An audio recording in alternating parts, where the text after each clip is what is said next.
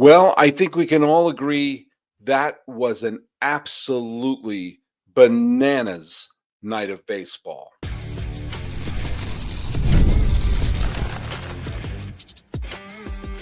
You are Locked On MLB, your daily MLB podcast, part of the Locked On Podcast Network, your team every day. Hello, baseball fans. Welcome to Locked On MLB, part of the Locked On Podcast Network, where it's your team every day. This is the daily podcast. We talk about all of Major League Baseball. I'm your host, Paul Francis Sullivan. Please call me Sully. Today's episode is brought to you by 5-Hour Energy Transfusion. Go to 5hourenergy.com and use my promo code Locked On Golf. You heard me right, Locked On Golf, to receive 20% off your order. And this offer is only valid through September 30th. So order transfusion flavored 5-Hour Energy shots today. Follow us at Locked On MLB Pods on Twitter or whatever they're calling it these days. And on Instagram, I'm your pal Sully. I'm at Sully Baseball Podcast on Instagram. But the best way to get a hold of me is right here on the YouTube page. Leave the comments below. And if you're going to be leaving a message on any of our social media platforms, use that hashtag. Where is it right now? Use the hashtag every day, Sully. It helps us find your comments, and we put the best ones up here, and or the ones I want to read. And some of them are bad. Some of you like me, some of you don't. And you know what? I'm your pal, no matter what. Uh, said just tremendously crazy night of baseball that we just saw unfold on Friday night, and it's looking like it's going to go right through the weekend.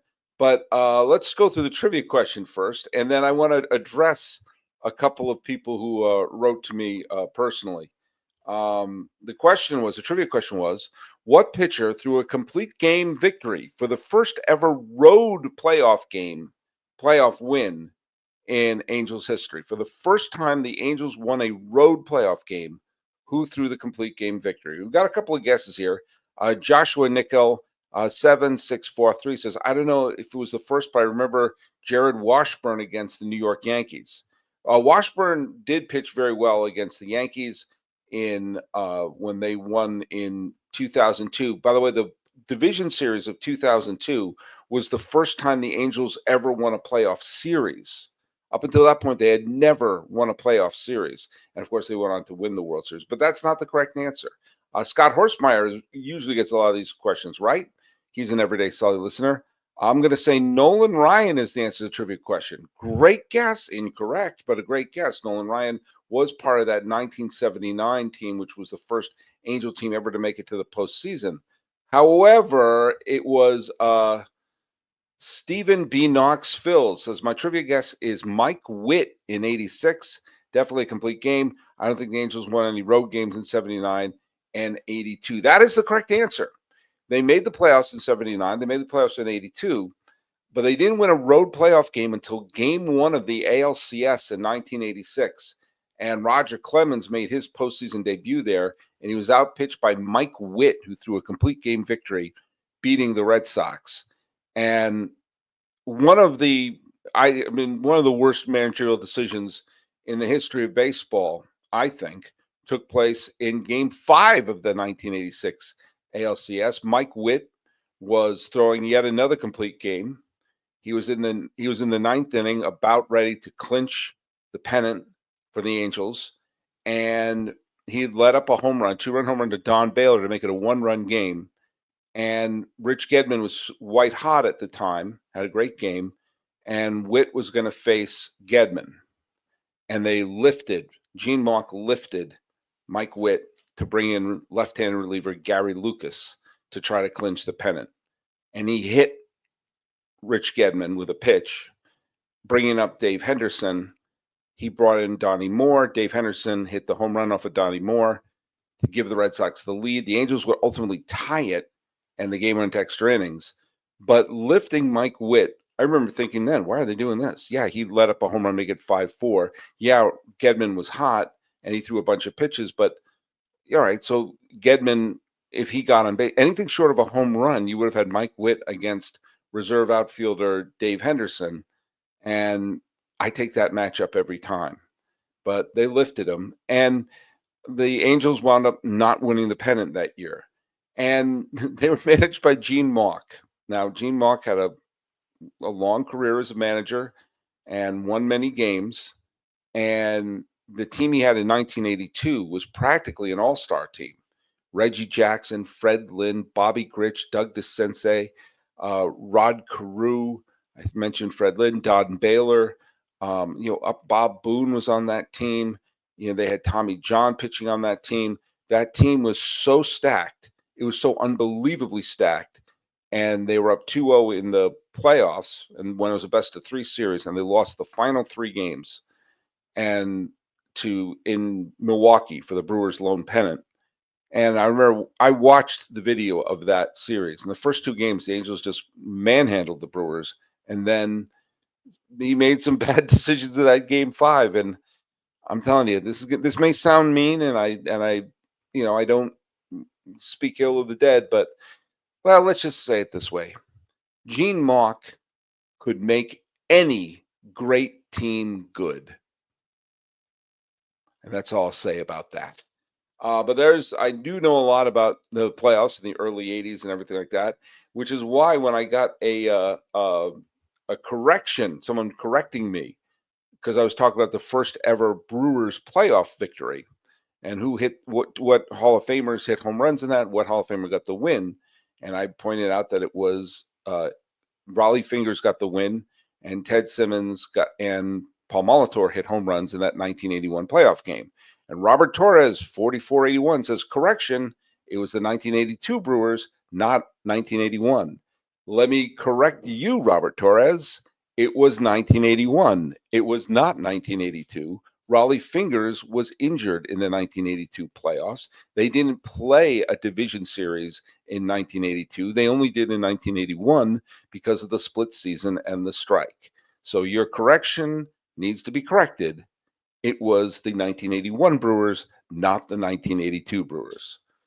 There's some things I know, some things I don't. If this were a jazz podcast, I would be saying a lot of things that are not true because I don't know anything about jazz.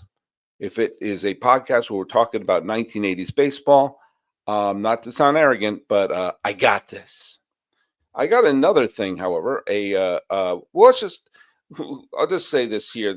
I got this message from NG 2004 S25, S2F. It just rolls right off the tongue. I think that's obviously his mother's initials. I can sense how gleeful you are at the idea of LA missing October. It's pretty clear you are salivating at the chance of LA losing. Well, your mind reading techniques are kind of lacking there. The fact of the matter is, I live in Los Angeles County, and most of the time I'm a teacher in Los Angeles County. And most of the time I'm living down here in LA County. And come playoff time, when the Dodgers are eliminated, nobody around me wants to talk baseball. When the Dodgers are still in it, I could talk baseball all day. And I got a couple of my students, including my student D, is coming back. He's a huge Dodger fan. I'm not saying I'm a Dodger fan. I'm just saying for my own personal enjoyment of talking baseball with people around me, it would behoove me to see the Dodgers go far. I went to the NLCS last year to see them clinch. Again, I'm not a Dodger fan. My father was a Giants fan. If he saw me rooting for the Dodgers, look, my dad's in heaven right now, and if he's not in heaven, they better close down the dump because no one belongs there if he didn't make it. But if he saw me being a Dodger fan, wearing the Dodger hat and everything like that, he would probably come down to haunt me like Marley in A Christmas Story or Christmas Carol. But it behooves me to see the Dodgers play well. It's just easier for me to talk baseball and get a chance to go to a World Series game. So your thoughts of me salivating with the idea of LA losing, not quite, not quite. We'll tell you what. When we come back, we're going to talk about who owned baseball on this crazy night and take a good long look at some of the races that are tightening up. One of the races that loosened up a little bit, and a philosophical question about the New York Metropolitans, i.e., are they even a good team?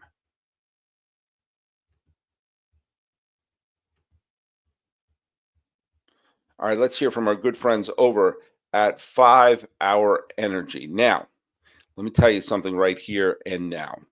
It's time to fuel up and turn it up with 5-Hour Energy Transfusion. It brings the bold grape, ginger, and lime flavor to your favorite golf drink, minus the alcohol, into a quick, energizing shot. Whether you're sinking birdies or just making memories with friends, this one's a hole in one for your energy game. Now, let's be honest. Some days on the course, and I'm on the course a lot, I'm going tomorrow, or sometimes I'm off, and sometimes you need an extra boost to stay sharp and energized. Saturday, it's always golf day for me. I'm going to go with my cousin Josh and our dear friend Eleanor. And Josh and I just watch Eleanor sink those putts, go over the green, and sometimes just hit those drivers that Eleanor hits so clear right down the middle of it. And you know what? It exhausts us because we're always playing catch up with her. She makes us feel like a dog out there. And sometimes you need that little boost. And Eleanor just sort of looks at us and goes, "You like that shot?" I said, "Yeah, Eleanor, we liked it."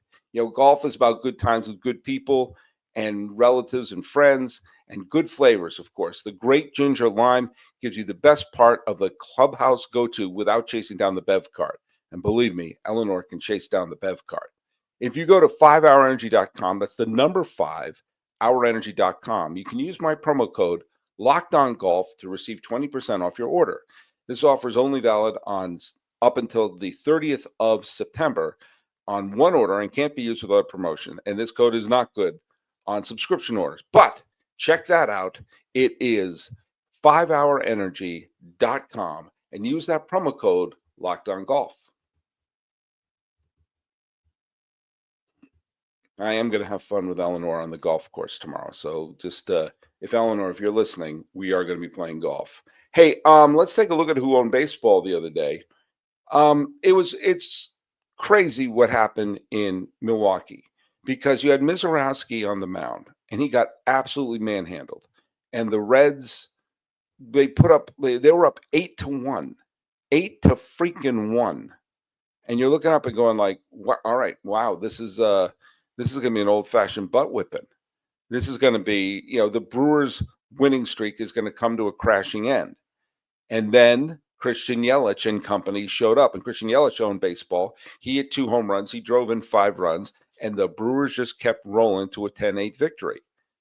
This is how weird baseball is. Brandon Young, career minor leaguer, high ERA, facing the Astros in Houston, and he took a perfect game into the 8th inning. And it was an infield hit that he tried to field that broke up the perfect game. But in the end, he threw 8 innings of one hit ball, and the Orioles blanked the Astros 7 bagel. And that was good. The Astros lost. That's good news for the Mariners, who had a slugfest with the Mets. And it was Cal Raleigh who got on base 4 times and hit a 2-run homer. The Mariners beat the Mets 11-9, and the Mets couldn't take advantage of the Reds' loss. So even though the Reds wound up blowing that game to Milwaukee, they're still a half game behind the Mets because the Mets can't win, and it's disturbing if you're a Met fan. And the Dodgers, who I supposedly hate, won their first game of the NL West Showdown with the San Diego Padres, and Clayton Kershaw did what you're supposed to do, which is he went deep in the game. That's a talent, that's a skill, and that's something that should be taught in the minor leagues of how do you push. You've gone through the lineup twice. How do you push to get through a third time? Well, the metrics tell us that they should be taken out. Yeah. And the metrics are also telling me that all your bullpen members are gassed. You got to see some of your pitchers go a little deeper. Clayton Kershaw gave the Dodgers 6 innings, allowed only 2 hits, 1 walk, and 1 run, and the Dodgers held on to a 3-2 thriller against San Diego. Now, half wobs went to Sandy Alcantara, who pitched really well for Miami, but the Red Sox walked off the Marlins 2-1. It seems like every time the Red Sox wear those weird green uniforms, they win the game. I have no idea why the Rangers aren't making a charge, because every day it looks like they're playing well and are about to go on a charge to get one of that wild card spot and try to take over Cleveland and take over New York, and yet they've been faltering. Jacob deGrom pitched great today for 5 innings, and Marcus Semien homered, but in the end, Toronto beat the Texas Rangers 6-5. And Francisco Lindor homered twice, but the reeling Mets lost again. And I'm telling you something right here and right now. Um, the Mets are in trouble. The Mets are in trouble. But things are. Let's stay in the West for a little bit because everything's knotted up in the NL West. It is a tied series, and it seems like every time the Padres play the Dodgers, it's a thriller. And last night was no different. Ramon Laureano got a big home run early on. Teoscar Hernandez got a home run to give the Dodgers another run, and Dodgers manufactured a run to manufactured 2 runs to take the lead. But the Padres blew a big opportunity when they loaded the bases in the 8th inning, and Arise drove in a run with a sac fly, but they couldn't get that tying run in. And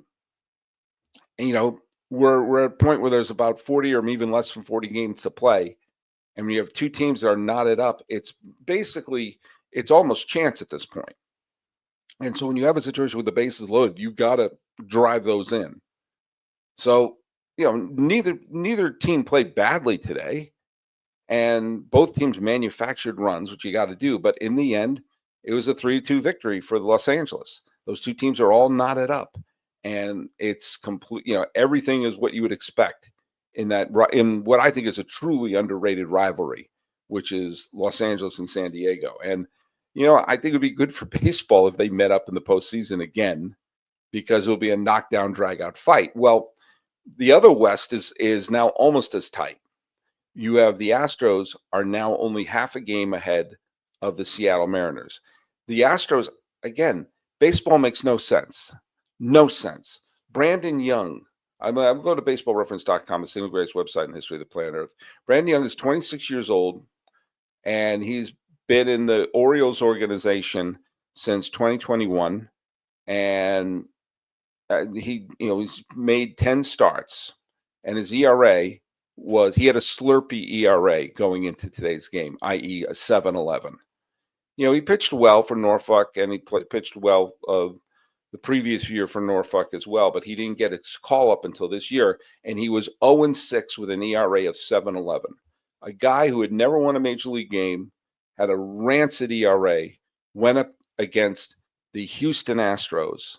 The Houston Astros, after they're getting the band back together with Altuve, with Correa, wanting to, even though you got to give the Astros a ton of credit. They've been absolutely decimated with injuries, and here they are it's now mid-August, and they're in first place. And you'd look at the schedule. Baltimore's a bad team. Brandon Young's a rotten pitcher. Circle that. So that's an automatic win. The guy took a perfect game into the 8th. This is why you can't circle games and say that's a win, because you got Brandon Young show up and he nearly pitched a masterpiece. And he pitched his first ever win. I was actually hoping they'd let him pitch the 9th, but you know what? All things considered, he pitched wonderfully. 1 hit over 8 innings. The Astros are blanked, and you match that up with the Mariners, who back and forth game, they'd got on the board right away, and the Mets kept answering. The Mets kept counterpunching, but in the end, Cal Raleigh and company they put up 11 runs. The Mets put up 9, and it wasn't enough. That's a problem. In fact, if you take a look at the games recently, the Mets bats have not been the problem. They put up they scored 6 runs against Atlanta the other day and lost. They scored 9 runs today and lost. This is the problem. This is a pitching staff that is a complete mess, and this is the reason why the Met fans should be really worried, because a depleted pitching staff like this is exactly what will get you into trouble. I mean, they are so lucky that Yelich and company manhandled the Reds and won that slugfest. Because if they didn't, if the Reds, who scored 8 runs in a Mizorowski start, held on to win that game, then the Reds would have leapfrogged them. But as it was, the Reds scored 8 runs. The Mets scored 9 runs. They both lost, and the Mets couldn't put any distance between them and the Reds. And tomorrow, it's going to be the same thing. You score 9 runs, you got to win that game. And, and I'll tell you someone who has to really, I mean, what the heck happened to, of all the, acquisitions that the Mets made, one of the big ones, everyone's patting them on the back, was, Ryan Helsley from St. Louis, who just a few years ago or last year won the top reliever, the Hoffman Award, led the league in saves, but most importantly, had all the other metrics: 79 strikeouts in 66 and a third innings, super low ERA, reliever of the year in the National League, was having made the All-Star team in 2024, made the All-Star team in 2022, was having a solid year for St. Louis, comes to the Mets, and his ERA is above 5. He has been awful. So maybe stop playing that entrance music, that dramatic entrance music, because he stinks, and he stunk again today. He's the Queens version, the Flushing Queens version of Devin Williams. Like last year, you take a look at the best relievers in the National League, it'd be Helsley and Williams, right? And now they're both stinking up the dump in New York, and both of them could be pushing New York out of the playoffs. But now you're at a point you brought him in to salvage the bullpen, and he's spitting the bit. You can't put him in a high leverage situation. He's a big pile of stink right now. And I don't get it. I don't understand, but here we are. Here we are. And by the way, St. Louis, let's talk about them for a second, because they should be a team. I mentioned Texas earlier. St. Louis should be a team, they're like 3 some odd back of the wild card. They should be a team that is creeping up and catching up in that wild card chase, not Cincinnati. But they lost the series to Colorado. And in today's game against the Yankees, by the way, all these games at home, they lost the series at home to Colorado, and the Yankees did everything in their power to hand them the game on Friday. They scored a bunch of runs early and then were held hitless for 4 or 5 innings, and they were making bad plays. The pitcher nearly threw the ball into I think it was Weaver nearly threw the ball into Goldschmidt's face in a weird pickoff attempt. They got runners on base, and finally it was a Bellinger diving catch that ended the game. But St. Louis has been losing games they have no business losing, and they'd be right in the middle of a playoff spot. But that's what makes these series really amazing. When we come back, I want to talk a little bit about a team that is really, really good, and a team that, is probably just bad. All right, let's talk to our good friends over at Monarch Money. Now, most people can't name all their financial accounts or even what they're worth, whether it's 401ks, properties, or investments. When you don't have the full picture, you can end up leaving money on the proverbial table. That's why Monarch Money is so great. It's an all-in-one personal finance tool that brings your entire financial life together in one clean, easy-to-use interface on your laptop or on your phone. Monarch does the heavy lifting for you. You can link all your accounts in minutes and see clear data visuals, get smart categorization for your spending, and finally feel in control of your money without ever touching a spreadsheet. If you keep forgetting some of the things, I have a couple of subscriptions. I'll go, oh my God, I can't believe I'm still paying for that. Monarch Money helps you find those, and that can leave hundreds of dollars in your account that you wouldn't have had before. And if you're budgeting for a goal, like for a new car or for college tuition, it makes it simple to review your finances and to link your accounts with your partner, your spouse, your wife, your husband, maybe even your dog. Don't let financial opportunities slip through the cracks. Use the code LOCKEDONMLB at monarchmoney.com in your browser for half off your first year. That's 50% off your first year at monarchmoney.com with code LOCKEDONMLB. Let's say that again and not swallow it, Sully. 50% off your first year at monarchmoney.com and use the code LOCKEDONMLB. Nailed it.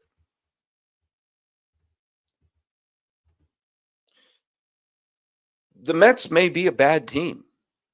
That's all there is to it. The Mets may not be a good team. I mean, they have a winning record, and as of this recording, they are a playoff team. So by those metrics, you say, well, this is a good team. But here's a sample size, okay? I mean, they got off to that unreal start. They started the season um, 21 and 10, 21 and 10, and looking like, oh my God. Oh, actually, yeah, they won 21 of their first 30 games and looked like they, oh my God, they got to within 2 wins of the World Series last year. They added Soto, they made some adjustments, and that was the end of April. Now, since then, they are 43 and 49. They are 40. Let me say it again. They are 6 games under 500 since the end of April. Think about what a sample size that is. That's May, June, July, half of August. That's more than half the season. A sample size of more than half the season. They are a sub 500 team by 6 games. They've played 473 baseball for more than half the season. Now, it's been worse in the last few months, but I'm just saying that because if you had a team that was 43 and 48 at this point, and then they went on a 29 and or 21 and 10 run, yeah, that would look, oh my God, they're amazing. They've been bad all year. And where did this come from? If you sort of reverse the script, yeah, you may see, oh my God, they're back in the wild card chase. That's amazing because they've been bad all year. They've been bad since then. And so if I say that I don't trust that a team is going to hold on to a half game lead, that's why this sample size is most of the year. And it's really it's disturbing if you want to see the Mets get in. Part of me would absolutely like to see the Mets get in because I think it would be exciting, and I know many Met fans, and I think they'd be very, very happy. But the fact of the matter is, this is a team that I didn't think was going to make the playoffs because I didn't trust their pitching going into the season. And I looked bad the first month, but for the rest of it, they've, by all metrics, since the end of April, they've been a bad team. And so that's why for the final 40 games of the season, the first 30 games of the season, they were great. And then between, then for like the next 90 some odd games, roughly the next 90 some odd games, they were a sub 500 team. Now there's 40 games left. Are they suddenly going to be a winning team again? What makes you think they're going to turn this on? And if they can't win games, they score 6 runs this day, they score 9 runs the next day, and those are 2 L's. It's disturbing. And then you have Milwaukee, who very well could run the table.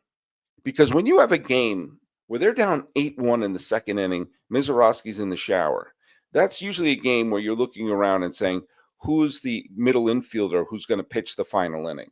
And no one would have given them crap for that because they're in the middle of a 12-game winning streak. And eventually a team will fall eventually. A team will lose eventually. And I thought, well, if you're going to lose, get clobbered. I actually thought that. Don't lose 1-0 or something. Get absolutely clobbered and give some of your starters a rest. And Christian Yelich said, hold my Milwaukee brew, and homered a couple of times. And the Brewers are winning games they shouldn't win. By the way, since the end of April, the Mets have a losing record, and the Brewers are playing .678 ball since then. Take away the first month, and the Brewers are the best team in baseball by 6 games. It's actually not even close. And Milwaukee fans, your team is on a 13-game winning streak. And they've had a couple of double-digit winning streaks along the way. And you got to hope that they have one more of those in October. But as it is, when a team starts winning games they have no business winning, you know what that is? That's a good sign. By the way, it's a good sign you're listening to me. So thanks so much for making Locked On MLB your first listen every day. For your second listen, find the all-night Locked On MLB game night right here, every game, every night until a World Series champion is crowned in Milwaukee. Get local analysis on a national scale. Find the MLB game night here on the Locked On MLB feed on YouTube or wherever you listen to your podcasts. Before we go, let's look at the trivia question. And we're going to make it Padres oriented. Who homered for San Diego in the only World Series game the team ever won in franchise history? The Padres have one World Series game that they've won. What player homered in that game to help give the Padres the only World Series victory game they've ever had? Put that down here and follow us at Lockdown MLB Pods on Twitter or whatever it's called now and on Instagram. I am your pal Sully. I'm at Sully Baseball Podcast on Instagram, and leave the messages right here on YouTube. Talking about an absolutely crazy night of baseball, and I have a feeling the craziness is going to seep into Saturday. This has been Locked On MLB. I'm yours, Paul Francis Sullivan. Please call me Sully.